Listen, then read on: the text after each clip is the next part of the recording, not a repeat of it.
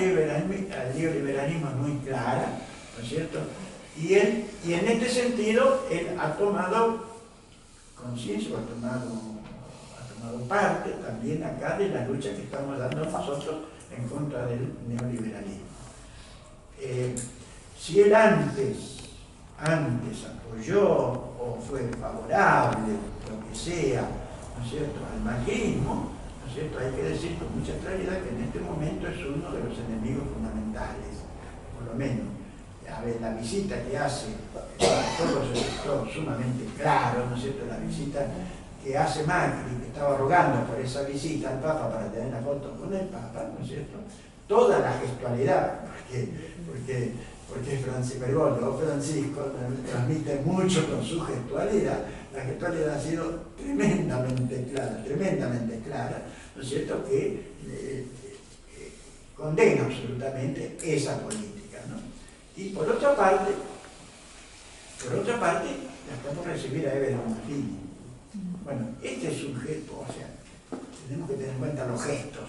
Este gesto es muy fuerte, es realmente muy fuerte. Además, yo he hablado con Eber Bonafini ya hace un tiempo. Ella estaba en comunicación con Francisco, ¿no? Él me había dicho que a lo mejor lo iba a visitar porque el Papa lo estaba invitando, ¿no? Y Eber Bonafini no va para decirle, simplemente para besarlo, sino que va para decirle las cosas que están pasando en el país, ¿no es cierto? Entonces, parece que es un gesto sumamente fuerte. Además ha surgido algo nuevo, digamos así, también de la Iglesia, que es nuevo y es antiguo, que es los curas de opción por los pobres. Yo pertenecía al movimiento de sacerdotes para el tercer. Esa fue otra etapa. Esta es una nueva etapa, digamos así, es el mismo movimiento pero diferente. Es otro movimiento y es el mismo movimiento. O sea, es una parte de la Iglesia que comienza a jugar en serio por el proyecto de liberación, por el movimiento de liberación, ¿no?, como fue en aquella etapa. Y esto es muy significativo, porque esto significa entonces que gran parte de los sectores populares, ¿no es cierto?, comienzan a rearmarse, ¿no es cierto?, porque, digamos, los curas, queramos o no, tienen una representación social muy importante, tienen una llegada muy fuerte. Y cuando en la Iglesia hay un sector importante como curas que están con los sectores populares, toman una determinada posición, digamos que esa posición adquiere una fuerza muy especial. Entonces, este es uno de los signos que a mí más me han alegrado realmente. Y la última carta, yo no sé si ustedes la han leído, han tenido ocasión de leerla, de la carta sexta, es realmente muy buena, ¿no? Hay una denuncia, ¿cierto?, denuncias, ¿no es cierto?, de todos los atropellos que se están cometiendo, etcétera, de una forma realmente muy clara, ¿no? Y esto, naturalmente que esto le da fuerza al movimiento popular, ¿no? Entonces, por lo tanto, yo creo que estos son mis análisis, ¿no es cierto? Quiero aclararlos porque yo he sido muy drástico con Bergoglio. Realmente he sido muy drástico en mis análisis anteriores y mis expectativas eran malas. Yo pensaba que Bergoglio iba a trabajar en contra de los movimientos populares latinoamericanos, haciendo una especie de comparación con lo que había pasado con Juan Pablo II, ¿no es cierto?, que había sido elegido para luchar contra el comunismo, y ahora, digamos, el comunismo eran los movimientos populares latinoamericanos. Y Bergoglio ha jugado de otra manera, ¿no es cierto?, lo cual me alegra enormemente, porque realmente eso nos está a favor de nosotros, eso nos da más fuerza. Por último, para poder hacer un diálogo entre todos, nosotros no tenemos solución sin la patria grande latinoamericana. O sea, aquí nadie se salva solo, tampoco Bolivia. Esperamos que Bolivia resista, realmente que avance, ¿no es cierto?, que no caiga el signo, hay un signo negativo, ¿no es cierto?, que no logró la votación por la reelección Evo, ¿no es cierto?, pero, digamos, todavía sigue siendo, Bolivia y Ecuador siguen estando en pie, digamos así, ¿no? Venezuela sigue estando en pie, resistiendo como puede. Brasil, la cosa está muy, muy mala realmente, ¿no? Entonces, necesitamos aquí todos los esfuerzos para recuperarnos. Y recuperarnos es recuperarnos en el espacio latinoamericano. Solos no podemos de ninguna manera, ¿no? Entonces, y en este sentido, sí, yo creo que la acción de Bergoglio, o sea, de Francisco, creo que en este sentido va a jugar fuerte también para nosotros. Naturalmente que no es eso lo fundamental es que los pueblos latinoamericanos, o sea, nosotros realmente nos recuperemos como movimiento. Esto es lo fundamental, ¿no? Y esta es la tarea que nosotros tenemos que realizar. Yo les decía, en la construcción del sujeto, en la construcción del poder, hay siempre una dialéctica entre el horizontalismo y el verticalismo. Hay otra dialéctica que es entre el micropoder y el macropoder. Es decir, el poder popular se construye desde los micropoderes. Es decir, los micropoderes se construyen en la asamblea, se construyen en el barrio, se construyen en el movimiento cultural, en la biblioteca. Es decir, cuando estamos hablando de poder popular, no estamos hablando, no sé, de qué entelequia o de qué cosa masiva. Estamos hablando precisamente de esa construcción que se hace en la base, ¿no? Entonces, ahora, esos micropoderes siempre entran en una dialéctica con el macropoder o los macropoderes. Los macropoderes son los poderes económicos, políticos, sociales, etc. Y el poder del Estado, ¿no? Porque hubo también una época, en la época de las asambleas, en que, claro, como tal desastre se había producido, se pensó que toda la política era mala, que con el Estado no habría que tener ninguna relación, y entonces esa autonomía absoluta de los movimientos sociales, es decir, de los micropoderes. Bueno, eso no va a ninguna parte. En último término, eso termina derrotándose, ¿no? Hay que ver que esos micropoderes entran siempre en un diálogo, en una dialéctica, una dialéctica con el Estado, dialéctica con los partidos, dialéctica con las estructuras, ¿no es cierto? Entonces, y todo eso es un producto también de un aprendizaje que no parte de cero. Por eso les vuelvo a insistir, nosotros no partimos de cero, partimos de un movimiento ya que se ha recuperado en el 2003, que sufrió una derrota ahora, en el 2015-2016, ¿no es cierto?, pero que se reconstruye desde su propia historia, ¿no?, desde lo mejor de su propia historia. Esto es lo que nosotros tenemos que tener en cuenta. Y ese eslogan que se hace en las manifestaciones, vamos a volver, es un eslogan que hay que traducirlo en la práctica. Vamos a volver, no es porque vamos a ganar ya la elección, sino vamos a volver es porque ya estamos volviendo en la práctica. Esto nos lleva también al concepto de democracia. La democracia no es simplemente el acto electoral. La democracia, como la conocemos, también es muy tramposa, porque en último término, quien gana, aunque sea por un voto, se lleva todo. Se lleva todo y se lleva al país. Realmente, el triunfo es mínimo, si lo contamos, ¿no es cierto?, en votos, pero se lleva absolutamente todo. Entonces, ahora bien, los que están gobernando, si ganaron democráticamente, digamos así, no actúan democráticamente, todo lo contrario, no actúan democráticamente. Nosotros tenemos que hacer valer la democracia en nuestra lucha precisamente, ¿no? Tenemos que hacerla valer, tenemos que hacerla respetar. En esto consiste fundamentalmente lo que se denomina la oposición.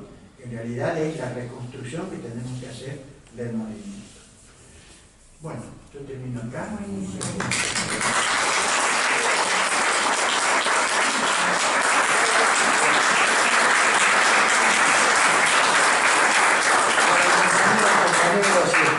Empieza una ronda de preguntas.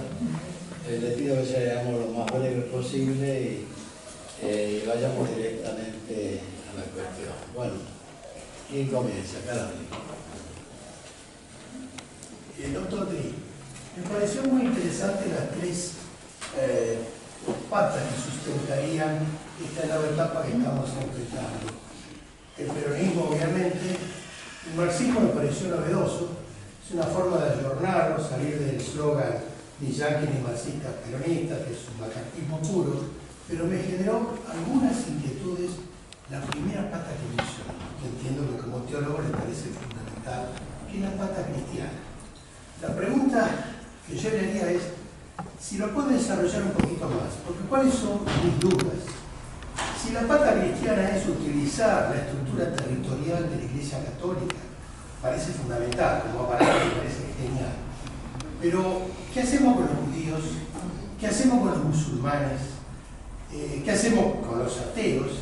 ¿Y cuál es el peligro que corremos de no ser otro Brasil, donde el movimiento evangélico es la representación más retrógrada de la derecha, donde los pastores tienen una influencia electoral tremenda? Y por último, esa pata cristiana no se está metiendo en referencias íntimas y que como militantes no deberíamos ventilarla porque puede ser fuente de discusión. En definitiva es una cuestión de fe. O sea, ¿cuál es la importancia de esa pata? Me gustaría si la puede desarrollar, porque no puedo cuestionar el peronismo en el marxismo, pero esa me preocupa. Sí.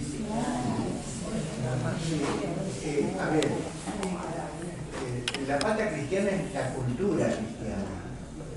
La cultura cristiana, digamos, es una cultura humana, no es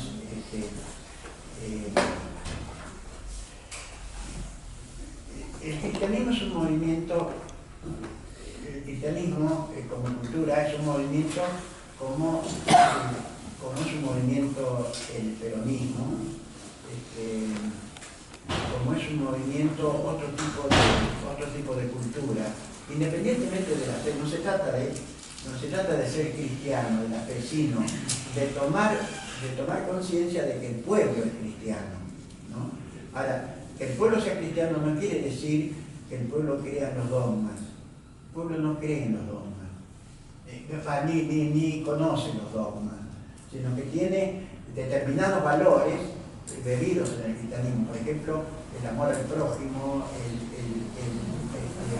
el considerar al otro como hermano, por ejemplo.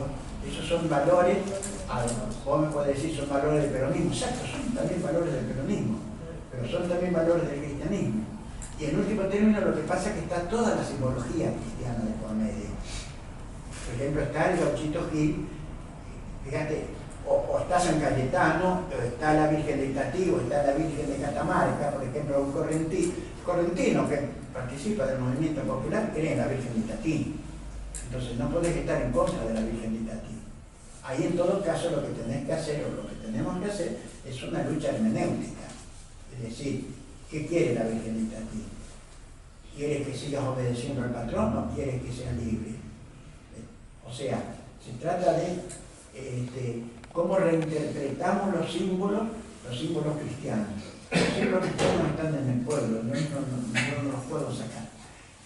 Este es un tema que realmente tendría que desarrollar, no lo he hecho, que es toda lucha política, económica, etcétera, es al mismo tiempo una lucha simbólica. Y alrededor de los símbolos se da siempre una lucha hermenéutica, es decir, una lucha de interpretaciones, por ejemplo. Y la sabiduría realmente de llevar adelante una lucha política implica también la sabiduría de saber reinterpretar los símbolos. En general el dominador suele tener maestría en esto, y por esto cuando tiene un símbolo muy repelente, como por ejemplo el Che Guevara, no te lo rechaza, sino que te lo acepta, lo hace suyo y te lo vende, ¿no es cierto?, en una remera, o sea, le quita todas las aristas que tiene ese símbolo, ¿no es cierto?, y lo interpreta de otra manera, ¿no? Entonces, no se trata de inventar nuevos símbolos. Ahí es un error de la izquierda, generalmente creen que hay que poner el símbolo, siempre el símbolo de la hoz, el martillo, etcétera. Eso no estoy en contra, que un grupo lo tenga como símbolo está bien. Ahora, que ese sea el símbolo del movimiento popular, no es así, ¿cierto? Se trata de la reinterpretación, ¿no? Entonces, el cristianismo, ahora, si partimos de la cultura cristiana, claro, hay que hacer también una relectura. Yo tengo una lectura del cristianismo, naturalmente, que creo que el cristianismo surge como movimiento revolucionario, y después en el transcurso de ese movimiento revolucionario se transforma en lo que es la institución de la iglesia, etcétera, ¿no es cierto?, que ya es, digamos, un proyecto de dominación, ¿no? Entonces, se trata de que el cristiano se recupere a sí mismo como cristiano, ¿no es cierto?, pero no como un cristiano dominado, sino como un cristiano, ¿no es cierto?, libre. O sea, a ver si me expreso mejor. El cristianismo no es la cuestión de dogmas. Los dogmas los construyó la iglesia en un determinado momento. El cristianismo surge, de hecho, como una cultura de asambleas en contra de la dominación romana. Así surge el cristianismo, ¿no? Entonces, los mejores teóricos del marxismo lo comprendieron. Engels, por ejemplo, Rosa Luxemburgo, Kautsky, estudiaron el cristianismo primitivo y lo vieron muy semejante a la Primera Internacional. Es decir, el cristianismo primitivo como movimiento cultural, religioso, en contra de la dominación romana, ¿no? Entonces, yo digo, nuestro pueblo es cristiano,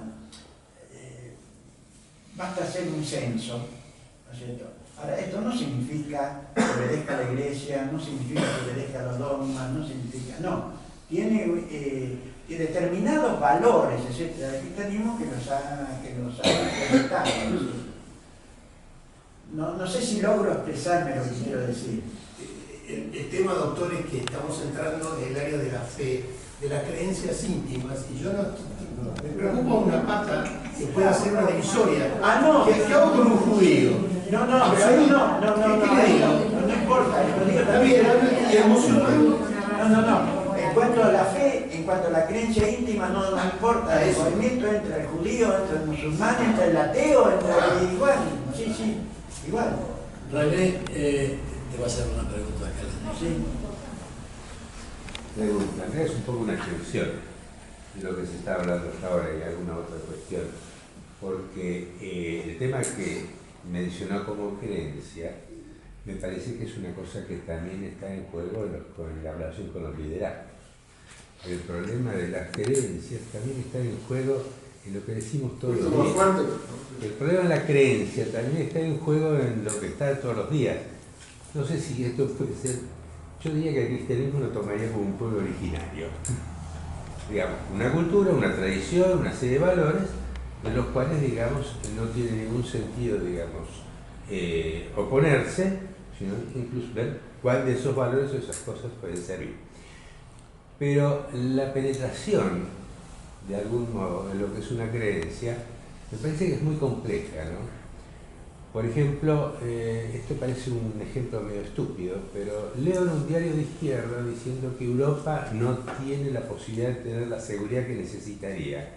Y eso es una contradicción con el periodista de izquierda, porque la seguridad no existe. Entonces se está promoviendo en realidad un concepto de seguridad que es propio del neoliberalismo, no de la izquierda. Esto lleva a problemas muy complejos. Por ejemplo, lo de la derrota a mí no me va.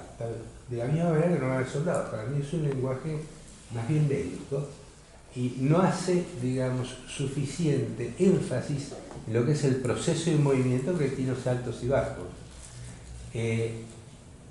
¿Cómo hubieran sido las cosas si hubieran sido distintas? Es imposible de saber.